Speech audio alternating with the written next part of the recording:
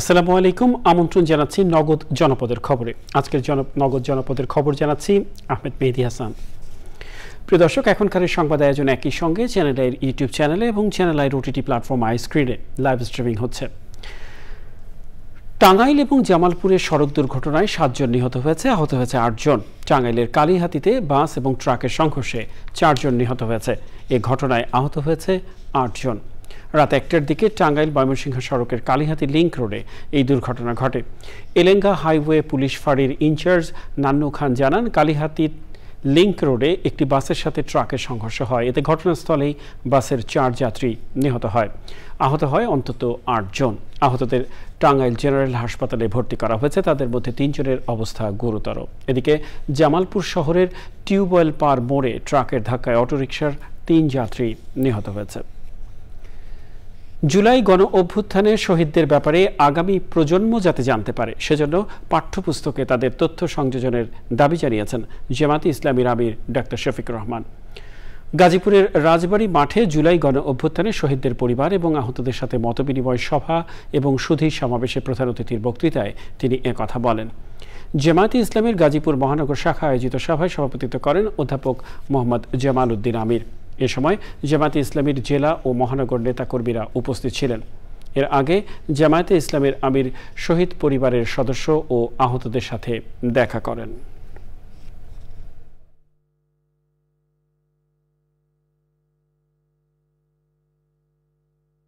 আমরা সরকারের কাছে দাবি জানাবো, তাদের সঠিক স্বীকৃতিতে যেন দেওয়া হয়। পাঠ্যপুস্তক কারিকুলামে আগামী দিনের নাগরিকরা যেন জানে যে তাদেরও আবু সাইদরা ছিল, এই গাজীপুরের শহীদরা ছিল, সারা বাংলার শহীদরা ছিল, মুক্তরা ছিল, রিয়ারা ছিল। প্রত্যেকটা শহীদ পরিবার থেকে কমপক্ষে একজনকে যেন এই সরকার সম্মানজনক চাকরি তাদের হাতে তুলে দেয়। লড়াই করে যারা আহত হয়েছে, পঙ্গু হয়েছে, তাদেরকেও যেন সম্মানজনক চাকরি দেওয়া হয়।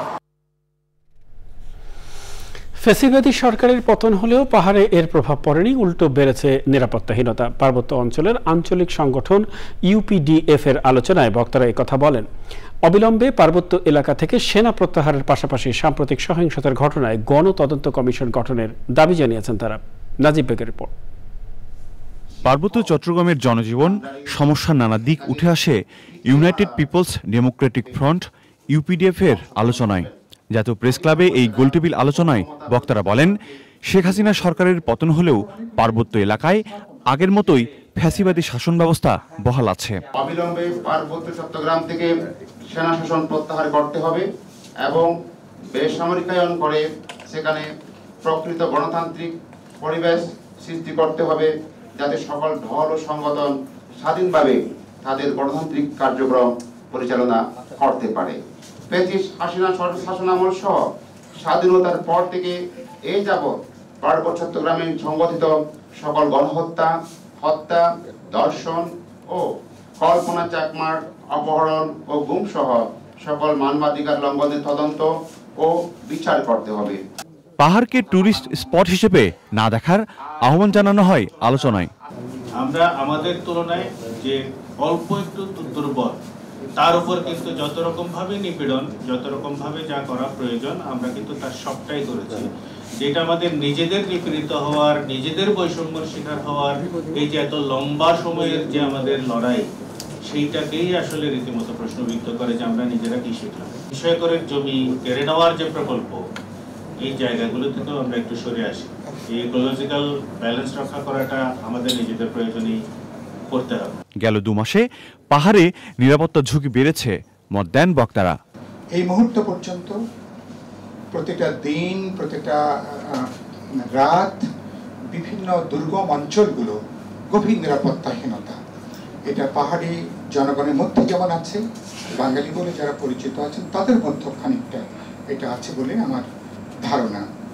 পাহাড়িদের বেদখল জমি ফিরিয়ে দেওয়ার পাশাপাশি সকল বৈষম্য দূর করার আহ্বান জানানো হয় গোলটেবিল আলোচনায়। নাজিব বেগ, চ্যানেল আই, ঢাকা। ইসলামী ছাত্র শিবিরের কেন্দ্রীয় সভাপতি মঞ্জুরুল ইসলাম বলেছেন, ছাত্র জনতার বুকে গুলি চালিয়ে আওয়ামী লীগ মব জাস্টিস চালু করেছিল। এখন মব জাস্টিসের কথা বলা হচ্ছে, বিচার বহির্ভূত হত্যার কথা বলা হচ্ছে। অথচ জামায়াতের আমির মতিউর রহমান নিজামী, মীর কাসেম আলী সহ অনেককে অবৈধভাবে বিচারিক হত্যার মাধ্যমে হত্যা করে আওয়ামী লীগ প্রমাণ করেছে এদেশে তারাই প্রথম বিচার বহির্ভূত হত্যার যাত্রা শুরু করেছে। চট্টগ্রামের লালদিঘি মাঠে মহানগর উত্তর ছাত্র শিবির আয়োজিত সমাবেশে প্রধান অতিথির বক্তৃতায় তিনি এসব কথা বলেন। শিবির সভাপতি আরও বলেন, আওয়ামী লীগ তাদের নিষিদ্ধ করতে চেয়েছিল, জাতির বিরুদ্ধে অবস্থান নিয়ে তারা নিজেরাই নিষিদ্ধ হয়ে গেছেন। শিবিরের চট্টগ্রাম মহানগর উত্তর শাখার সভাপতি ফখরুল ইসলামের সভাপতিত্বে প্রধান আলোচক ছিলেন অন্দরকিল্লা শাহী জামে মসজিদের খতিব সৈয়দ আনোয়ার হোসেন তাহের এবং অন্যরা।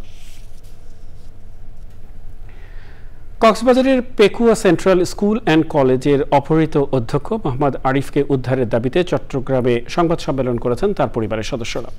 অপহরণের এক সপ্তাহ পার হলেও খোঁজ মেলেনি পেকুয়া সেন্ট্রাল স্কুল অ্যান্ড কলেজের অধ্যক্ষ মোহাম্মদ আরিফের। সংবাদ সম্মেলনে পরিবারের পক্ষ থেকে তার স্ত্রী মাহবুবা আনোয়ার লাইজু স্বামীকে দ্রুত উদ্ধারের পদক্ষেপ নিতে প্রশাসনের প্রতি আহ্বান জানান। সংবাদ সম্মেলনে মাহবুবা আনোয়ার জানান, গত 28 সেপ্টেম্বর রাতে 8 থেকে 9 জন অস্ত্রধারী সন্ত্রাসী তার স্বামীকে অপহরণ করে নিয়ে যায়। পরে তার নাম্বার থেকে অপহরণকারীরা কয়েক দফায় 35 লাখ, পরবর্তীতে বাড়িয়ে 40 লাখ টাকা মুক্তিপণ দাবি করে। না দিলে তাকে মেরে ফেলার হুমকি দেয় অপহরণকারীরা। মুক্তিপণের টাকা নিয়ে চট্টগ্রামের বন্দর এলাকায় যেতে বলেন তারা। সংবাদ সম্মেলনে উপস্থিত ছিলেন অপহৃতের ভাই রিয়াজুল ইসলাম, বড় বোন ইয়াসমিন আক্তার লিলি সহ পরিবারের সদস্যরা। টাঙ্গাইলের ঘাটাইলে গ্রামীণ অবকাঠামো নির্মাণে ব্যাপক অনিয়ম ও অর্থ আত্মসাতের অভিযোগ উঠেছে উপজেলা নির্বাহী কর্মকর্তার বিরুদ্ধে। প্রতিকার চেয়ে সাগরদিঘি ইউনিয়ন পরিষদের চেয়ারম্যান লিখিত অভিযোগ করেছেন জেলা প্রশাসকের কাছে। টিআর কাবিটা সহ গ্রামীণ অবকাঠামো উন্নয়ন প্রকল্পে অনিয়মের অভিযোগ করেছেন তিনি।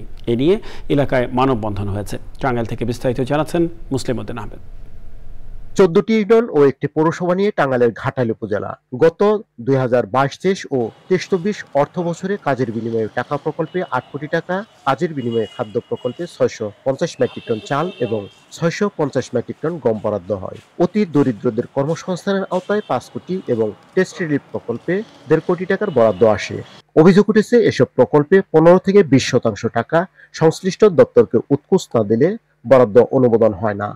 আমাকে কাছ থেকে পার্সেন্ট হিসাবে টাকা নেয় 15-20 হাজার, তারপর আবার 2টা করে সিম নেওয়া বলছে যে টিউন অফিসে জমা দেন না। আমি একটা প্রকল্প আনছিলাম 21,010 টাকা, হেন থেকে তারা মিয়া পার্সোনাল টাকাটা আমার কাছ থেকে 4,000 টাকা রেখেছে। আমরা যে 40 দিনের কাজগুলো করি সেখানে আমরা 40% টাকা ওনাদেরকে যে বরাদ্দ থাকে ওই বরাদ্দের অংশ থেকে 20% টাকা আমরা উপজেলায় তার আবার মাধ্যমে ওখানে প্রদান করছি।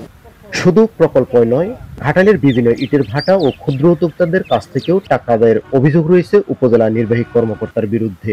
ভুট্টা ভাঙে মাছ এবং মুরগির খাবার, গরুর খাবার তৈরি করি। এখানে যে ঘাটাইল উপজেলার টিউন অফিসের পিয়ন রফিক আইসা মাঝে মধ্যে টাকা নিয়ে যেত। টিউন অফিসেতে খেলাধুলার জন্য 2 বার 50,000 করে টাকা নেয়।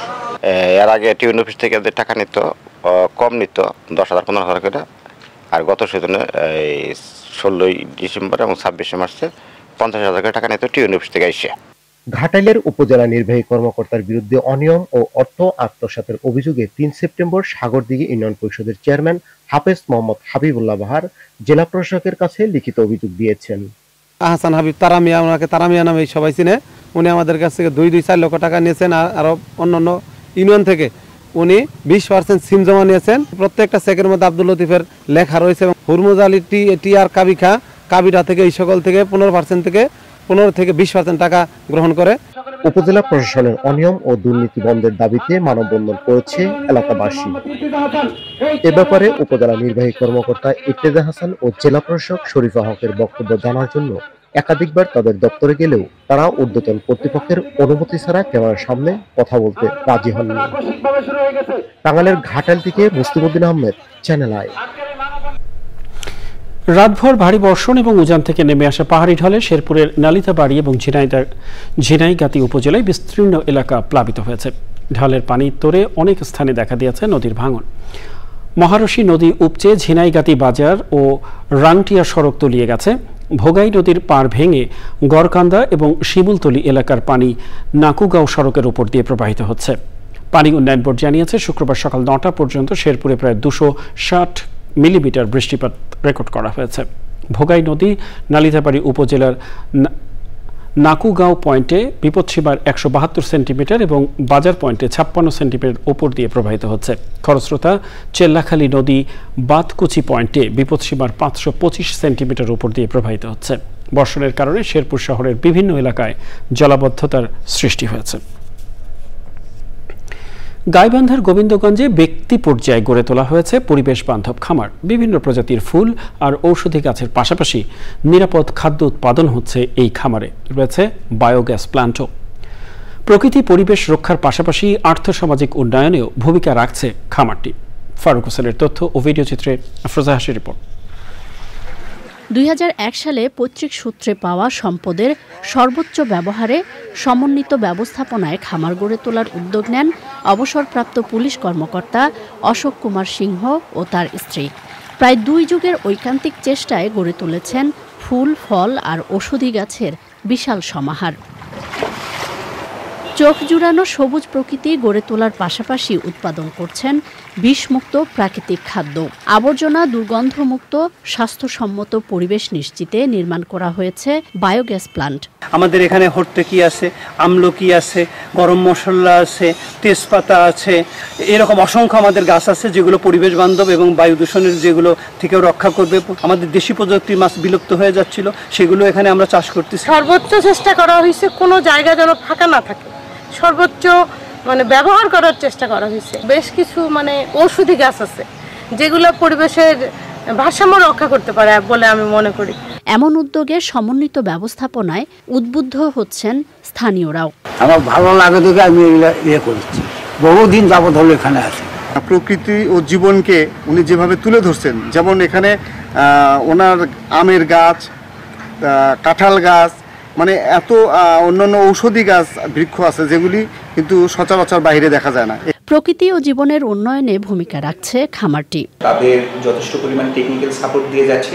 এছাড়াও আমাদের যে বীজ আছে, সবজির বীজ আছে, আমরা মাঝে মাঝে তাদের পারিবারিক পুষ্টি বাগানের আওতায় তাদেরকে আমরা সবজি বীজ দিচ্ছি। জনগণকে বা ছাত্র তারুণ্যকে আমরা বলতেছি আপনারা সমন্বিত ব্যবস্থাপনায় উদ্বুদ্ধ হন, এতে আপনাদের লাভবান হওয়ার সম্ভাবনা সবচেয়ে বেশি। জলবায়ুর বিরূপ প্রভাব মোকাবেলা সহ জনস্বাস্থ্য রক্ষায় এমন খামার গড়ে তুলতে উদ্বুদ্ধ করতে সরকারি পৃষ্ঠপোষকতা জরুরি বলছেন সংশ্লিষ্টরা। আফরোজা হাসি, প্রকৃতি ও জীবন ডেস্ক, চ্যানেল আই। এ পর্যায়ে প্রতিনিধিদের পাঠানোর তথ্য ও ভিডিও চিত্র নিয়ে আল মুকসিদের রিপোর্ট। কর্মসংস্থান ও চিকিৎসা সহায়তার দাবিতে সংবাদ সম্মেলন করেছে ময়মনসিংহ মেডিকেল কলেজ হাসপাতালে চিকিৎসাধীন বৈষম্য বিরোধী ছাত্র জনতার আন্দোলনে আহতরা। ময়মনসিংহে বৈষম্য বিরোধী গণ অভ্যুত্থানে অঙ্গহারা কোতোয়ালি শাখার তাঁতি দলের যুগ্ম আহ্বায়ক আলামিনকে আর্থিক সহায়তা দিয়েছে বিএনপি। বিএনপির ভারপ্রাপ্ত চেয়ারম্যান তারেক রহমানের নির্দেশে বিএনপির সহ সাংগঠনিক সম্পাদক আবু ওয়াহাব আকন্দ আলামিনের চিকিৎসার খোঁজ খবর নেন এবং আর্থিক সহায়তা দেন। বরিশালে প্রাথমিক সরকারি শিক্ষকদের 10ম গ্রেড বাস্তবায়নের দাবিতে মানববন্ধন ও বিক্ষোভ সমাবেশ করেছে প্রাথমিক বিদ্যালয়ের শিক্ষকরা। সমাবেশে প্রধান অতিথি ছিলেন সংগঠনের কেন্দ্রীয় কমিটির সিনিয়র সহ সভাপতি জহিরুল ইসলাম জাফর। মেহেরপুরে শতভাগ বিভাগীয় পদোন্নতি সহ সরকারি প্রাথমিক শিক্ষকদের 10ম গ্রেড এবং প্রধান শিক্ষকের 9ম গ্রেড বেতন নির্ধারণ করার দাবিতে মানববন্ধন করেছে সদর উপজেলার প্রাথমিক শিক্ষক সমিতি। সাম্য ও মানবিক সমাজ বিনির্মাণে নোয়াখালীতে যৌথ উদ্যোগে কর্মী সভা করেছে জাতীয়তাবাদী যুবদল, স্বেচ্ছাসেবক দল ও ছাত্রদল। প্রধান অতিথি ছিলেন স্বেচ্ছাসেবক দলের কেন্দ্রীয় কমিটির সভাপতি SM জিলানি। ডিপ্লোমা ইন ইঞ্জিনিয়ারিং ডিগ্রিধারী সার্ভেয়ার সমমানের পদের কর্মকর্তাদের 10ম গ্রেড বাস্তবায়নের দাবিতে কক্সবাজারে কর্মবিরতি ও অবস্থান ধর্মঘট পালন করেছে সার্ভে পেশাজীবী অধিকার বাস্তবায়ন পরিষদ। অনিয়ম, দুর্নীতি ও স্বেচ্ছাচারিতার অভিযোগে বাগেরহাটে মোড়লগঞ্জে উপজেলায় স্বাস্থ্য ও পরিবার পরিকল্পনা কর্মকর্তা ডক্টর শর্মী রায়ের পদত্যাগের দাবিতে মানববন্ধন করেছে স্থানীয়রা। দুর্গাপূজা উপলক্ষে বিএনপির কেন্দ্রীয় ও জেলা নেতাদের সাথে রাঙামাটিতে হিন্দু ধর্মাবলম্বীদের সমন্বয় সভা হয়েছে। প্রধান অতিথি ছিলেন বিএনপির জাতীয় নির্বাহী কমিটির সাংগঠনিক সম্পাদক মাহবুবে রহমান শামীম। সাতক্ষীরা সাংবাদিক কেন্দ্র দায় যার জবাব তার শীর্ষক আলোচনা সভা করেছে। প্রধান অতিথি ছিলেন বিএনপির কেন্দ্রীয় কমিটির প্রকাশনা সম্পাদক হাবিবুল ইসলাম হাবিব। কিশোরগঞ্জে প্রতিমা ভাঙচুরের ঘটনায় মন্দির পরিদর্শন করেছে ঢাকা রেঞ্জের অতিরিক্ত DIG Mashrukur Rahman Khaled. Al মুকসিদ, channel I. প্রিয় দর্শক, এই ছিল আজকের নগদ জনপদের খবর। ধন্যবাদ সবাইকে এতক্ষণ আমাদের সাথে থাকার জন্য।